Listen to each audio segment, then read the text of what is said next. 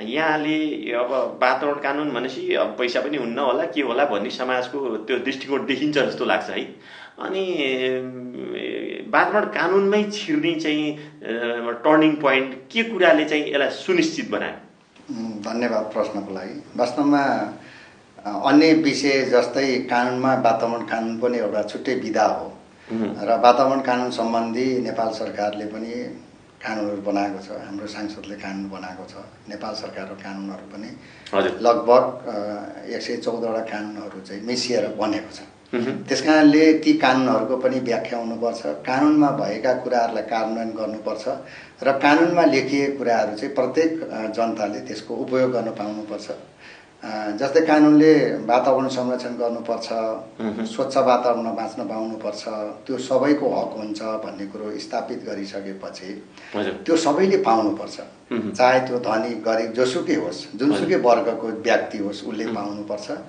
र जति पनि हाम्रो चाहिँ वनस्पतिहरू छ, त्यसपछि लिएर घरपालुवा वन्य यो चाहिँ जुन जन्तुहरू छ र वनमा बस्ने जुन चाहिँ वन्य जन्तुहरू छ, उनीहरूले पनि बनेको कानुनहरू इन्टरटेनमेन्ट गर्नु पाउनुहुन्छ, प्रयोग गर्नु पाउनुपर्छ भन्ने मुख्य उद्देश्य हो।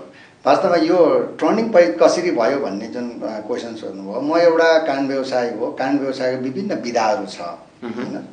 जस्तै यसमा चाहिँ एउटा वातावरण कानुन एउटा विधा हो भनेदेखि फौजदारी कानुन छ, अनि वाणिज्य कानुन छ, अन्तर्राष्ट्रिय कानुन छ। यी विभिन्न विधाहरूमध्ये चाहिँ यो एउटा विधा हो। यहाँ मैले चाहिँ कानुनको वकालत गरिराख्दाखेरि विविध रूपमा चाहिँ विविध विषयहरू म वकालत गर्थेँ विगतमा।